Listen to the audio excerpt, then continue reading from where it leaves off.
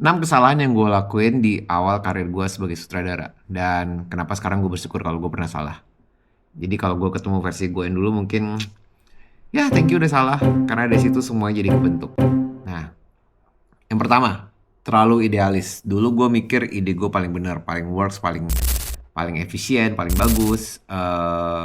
Ketika ada revisi dari eh, klien atau agensi kayak enggak deh, kayak itu udah gue tentang dulu dan defense mekanisme langsung menolak.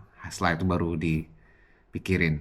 Tapi sekarang gue sadar kalau idealis itu bukan buat dimenangin gitu, tapi buat cari jalan tengahnya buat ditemuin. Karena justru kreativitas tuh bisa hidup kalau ketika ada banyak ide dan dijadikan satu jadi sesuatu yang indah. Nah itu namanya kreativitas menurut gue.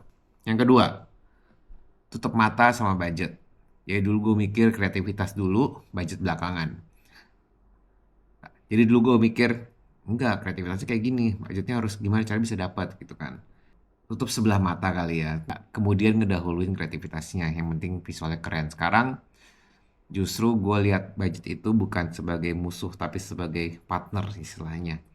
Di situ gimana dengan budget yang ada, kita bikin sesuatu yang keren. Karena, baik lagi, bikin karya bagus, budgetnya besar itu menurut gue wajar. Tapi ketika lu bisa bikin sesuatu yang maksimal dari budget yang minimal, itu menurut gue di situ kreativitas kita.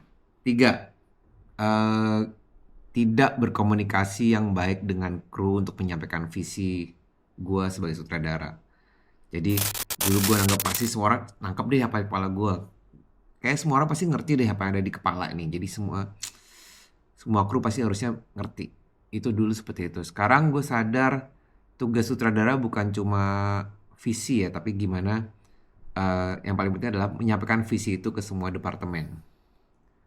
Keempat, keempat terlalu terjebak sama reference. Dulu begitu sudah masuk ke reference harus itu jadi patokannya dan susah berkembang jadi ya karena kebanyakan lihat reference. Sekarang reference tetap tetap ada, tapi itu cuma sekedar big playbooknya aja. Kemudian dari situ kita kembangin dan eh, tidak terpatok dari reference tersebut.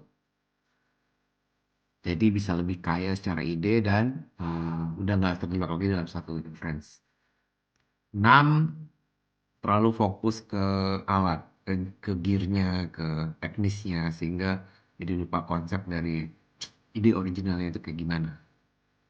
Terus sekarang gue tanya dulu, kayak ceritanya apa, produknya apa, message-nya apa, dari situ baru gue kembangin, nanti alatnya akan menyesuaikan.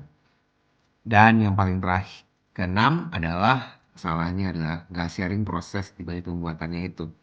Jadi dulu fokus ke kerja, selesai move on dan nggak kepikiran buat sharing gimana proses pembuatannya, gimana how to make uh, the big idea behind the concept, sesimpel behind the scene dulu nggak share. Bahkan ketika gue dapat kesempatan dapetin project-project yang kayak bisa di luar itu, bisa di luar kayak yang something yang menurut gue once in a lifetime, itu malah gue nggak share dan nggak bisa cerita karena nggak ada, not even taking a photo ini, bahkan nggak ada footage untuk bisa gue share ke teman-teman.